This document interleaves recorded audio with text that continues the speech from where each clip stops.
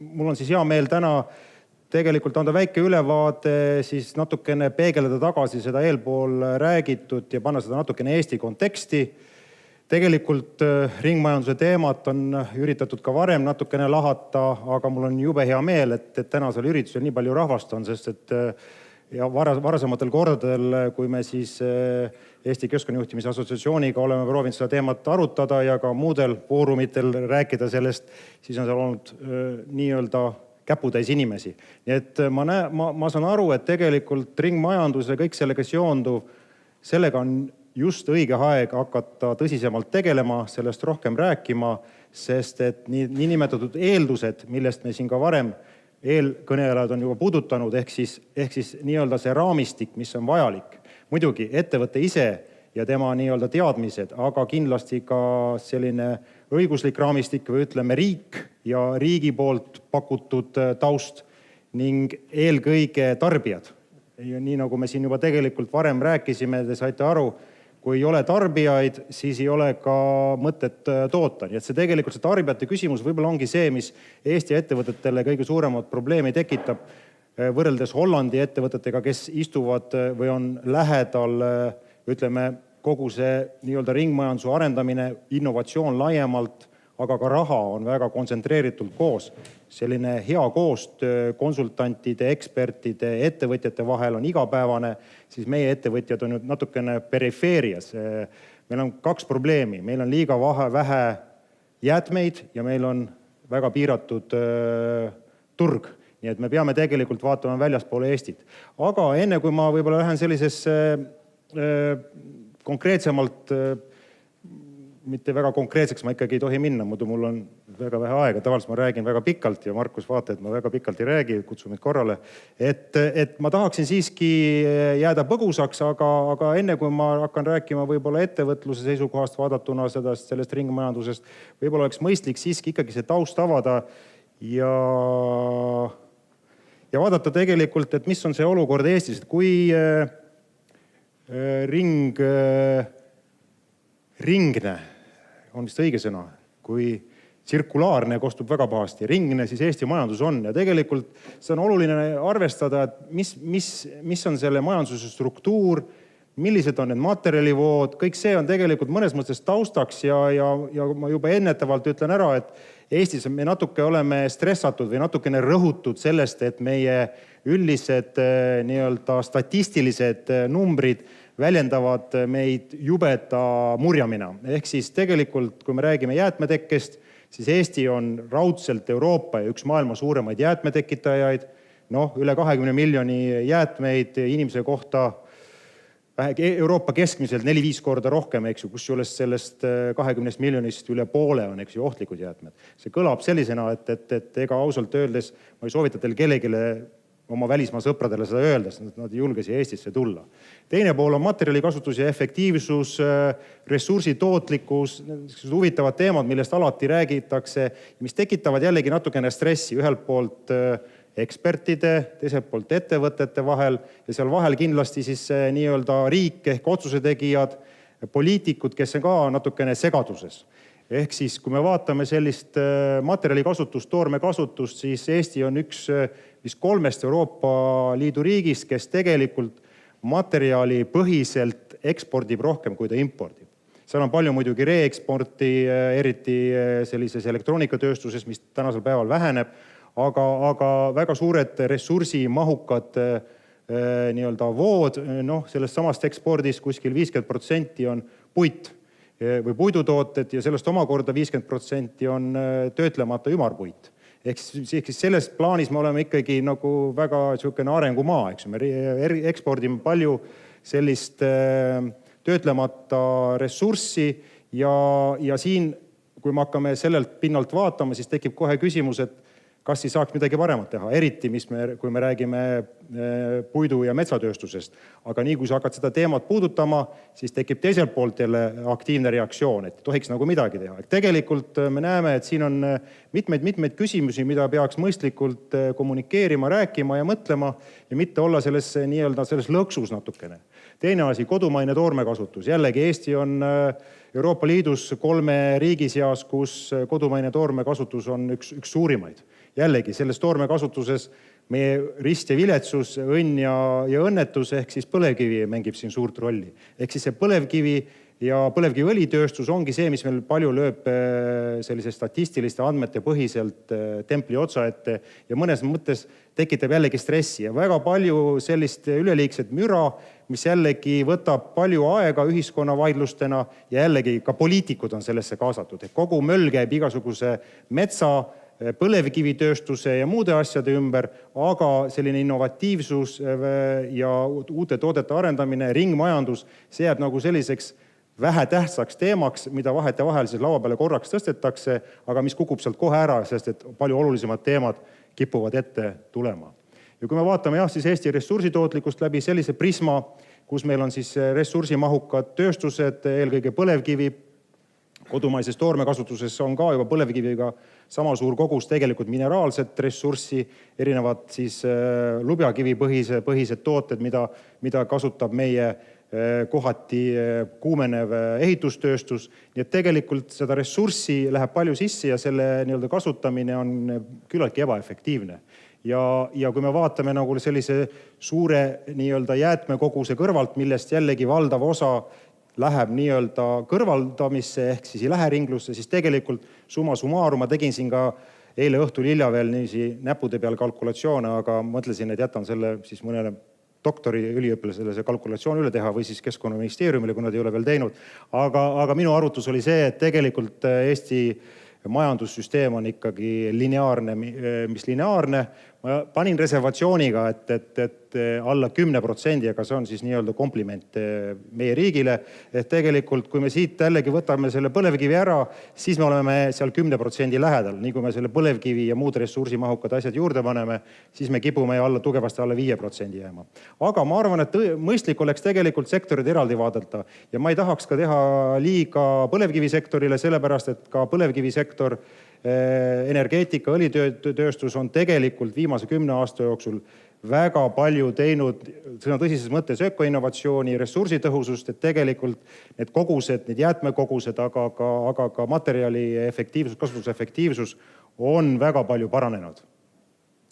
Nüüd, kui me läheme edasi, siis mõningad veel näited, seesama ressursitootlikkus, mis on üks siis niisugused indikaatorid, mille alusel siis sellist materjali kasutust suhtes siis SKP-ga võrrelda, ehk siis kui efektiivselt me seda materjali oma majandussüsteemis kasutame, siis mis me näeme on see, et ressursitootlikkus läheb alla, viimastel aastatel materjalikasutus üles tänu meie majanduse elavnemisega SKP üles ja sellega seoses ressursitootlikkus läheb pidevalt alla. Tegelikult mõnes mõttes üldisemas plaanis jällegi on siin selline hüüumärk ja mõtlemise koht. Ja siin väike võrdlus ka Euroopa Liidu teiste riikide kõrval, et Eesti on siin Bulgaaria ja Rumeeniga ressursitootlikkuselt siis 3 viimase ettevõttes või riigi seas ja meie siis üks kaaskorraldaja riike Holland, mida me ka kuulsime, on siis väga ilusal esimesel kohal. Aga ei tasu ennast nüüd jälle lasta masendusse. Minu mõte oligi see, et me neid numbreid vaadates kohe langeme masendusse. Osa inimesi masendub eriti ja siis on igasugusele tööstusarengule vastu ja näeb, et võib-olla me peaksime olemegi ökoriik. See on tõsises mõttes, ehk siis siin peaks olema bioloogiline ring pigem kui tööstuslik ring, et kuskil peab see optimum olema ja ma arvan, et tegelikult nende numbrite valguses peaks siis mõistlikult seda diskussiooni arendama ja vaatama, kus me siis tegelikult tõesti seda innovatsiooni ja ringmajandust saaksime sisse tuua. Nii et siin ka veel üks minu lemmikteemast, millest ma võiksin rääkida jällegi tunde, ehk siis jäätmekäitlus, aga ka siin me ei ole väga head. Ja peab ütlema, et tihtipeale Eestis ja üldse siin kaaskannatajad, Läti, Leedu ja muud, me tihtipeale vaatame ringmajandust läbi sellise jäätmekäitluse prisma. Ja mõnes mõttes on ka see õigus olnud sellepärast, et esimesed sammud tulekski teha elementaarsel tasemel, ehk hakata jäätmeid liigiti koguma, sortima, aga see ei ole kindlasti ringmajandus sellises sõna tõsises mõttes. Me kuulsime tegelikult Hollandi näitel, kus tegelikult ja mis see ringmajandus peaks olema. Nii et tegelikult taaskasutusmäär on meil jäänud pigem toppama, üldkokkuvõttes isegi vähenenud ja siin on terve rida väljakutseid, millele peaksime silmitsi seisma. Ja jällegi see on teema, mis meie õnnetud ametnikke ja poliitikuid muserdab ja tihtipeale ainukese probleemina see kajastub ja selle kõrvalt ei osata tegelikult näha võimalusi. Ja nüüd ma tulen tagasi ikkagi riigi juurde, sest et ma tean, et siin on valdavalt ettevõtjad siin ruumis ja alati on hea öelda, et riik on kõiges süüdi. Meie oleme alati valmis kõike tegema, aga riik on süüdi. Ja sellepärast ma natukene puudutaksin, minu slaidid on kõik väga negatiivsed, sest ma olen ise ka selline negatiivne inimene, aga tegelikult ma olen hoopiski optimistlik pessimist, et tegelikult see asi ei ole üldse nii hull. Aga mul on hea meel tõdeda, et seesama ringmajandusstrateegia või mingisugune kokkulepe, riigisisene kokkulepe, nii nagu ta kõikides teistes arenenud riikides, sealhulgas Hollandis on olnud, on ju väga oluline alus. Päris nii ei ühtiks Hollandi ekspertide arvamusega, nad tulevad tegelikult mõnes mõttes hoopis teisest kultuurist ja teisest süsteemist, et ettevõtja, kui ta tahab, siis ta otsustab ja teeb ära. Meil on väga palju siiski riigi käes ohjasid. Riigi käes on siiamaani päris suur rahakott, mida ta saab ettevõtetele jaotada läbi erinevate toetuste, mida võib-olla kõige paremini ei ole siiamaani kasutatud. Nii et tegelikult neid hoobasid on riigil palju, et seda ringmajandust ja muid sellega seonduvaid teemasid siiski tagant tõugata. Ehk siis see ringmajanduse strateegia on oluline ja siin ma pean jällegi tunnustavalt vaatama Keskkonnaministeeriumi otsa, kus on siis väga selgelt noogutatud ja öeldud, et see strateegia lähiajal tuleb. On niiviisi? No midagi tuleb, okei. Jah. No vot, see ongi see suur probleem, mis ma tegelikult tahaks veel kord rõhutada ja mis on teine probleem on see, et ringmajandus käsitletakse kitsalt keskkonnapoliitika instrumendina Eestis siin ametkondlikul tasandil. Ehk siis see on Keskkonnaministeeriumi pärusmaa. Kas meil majandusministeeriumist on keegi täna siin? Ei ole. Mõnes mõttes see tegelikult illustreerib seda tegeliku riigi arusaama sellest ringmajanduse kontseptsioonist. Kui me kuulasime hollandlaste juttu, siis ma oleksin hea meelega võib-olla üldse Keskkonnaministeeriumi koju saatnud, sest see ei ole üldse teie teema selles mõttes. See on tegelikult puhas majandusmudel, eks ju. Ja väga kahju, et tegelikult ei majandusministeerium ega teised olulised ministeeriumid, kes sellises ettevõtluse teemas palju rohkem saavad kaasa rääkida, et nende jaoks on see mõnes mõttes teisejärguline teema ja nii nagu on ettevõttes silod, nii on ka riigis silod ja kui me seda ei lahenda sellisel tasandil ära, ehk kui see tulevane ringmajanduse mingi asi või dokument saab olema selliseks jäätmeseaduse uueks nimeks või jäätmekava uueks nimeks, siis see palju kaasa ei aita. Tegelikult ülioluline on siin ka riigi tasandil selline ühtne terviklik lähenemine ja strateegia, mida siis siduda juba olemasolevate, eelkõige innovatsiooniga seotud strateegiate ja tegevuskavadega. Eestis on tegelikult need tükid igal pool laiali ja neid lihtsalt nimetatakse teiste nimedega. Aga nagu me teame, kui me räägime innovatsioonist, siis 80% innovatsioonist on tegelikult keskkonnainnovatsioon ja sellest omakorda 50% on ringdisain või innovatsioon. Tegelikult see ongi see, millest peaks rääkima ja kuidas seda peaks kommunikeerima. Ehk siis puudulik teadmine, erinev arusaam. Kui me nüüd räägime õiguslikust alusest, siis need, kes tegelevad jäätmekäitlusega ja kes on üritanud jäätmeid nii-öelda toodetena siis uute toodetena kujundada, disainida, siis teavad tegelikult jäätmekäitlus on karmilt reguleeritud. Sinna ei saa mitte keegi välja arvatud jäätmeluba omavaid spetsiifilisi ettevõtteid näppu sisse panna. Ehk siis jäätmete üleandmine ühelt isikult teisele on kuritegu, kui tal ei ole juhuslikult see, kes vastu võtab jäätmeluba. Kõik see on tegelikult, see ei ole Eesti spetsiifiline küsimus, see on ka väga palju Euroopa spetsiifiline küsimus. Ma väga loodan, et see tegelikult see tõuge tuleb Euroopa tasandilt ja ka selles suhtes vaadatakse õiguslik alus üle, et see toetaks sellist ringdisaini ja ringmajanduse ärimudelite rakendamist. Mis ei tähenda üldse seda, et tänapäeval mõnes mõttes monopoolsed jäätmekäitlejad peaksid sellest asjast kuidagi välja jääma. Vastupidi, jäätmekäitlejate roll jääb ülioluliseks ja ka nemad peaksid selles mõttes nendes nii-öelda võimalikes ärimudelites kaasa lööma, mitte ainult keskenduma konventsionaalsele jäätme vedamise, käitlemise nii-öelda ärimudelile, mis on tegelikult eilne päev. Juba kokku? Voi. Seda ma kartsin.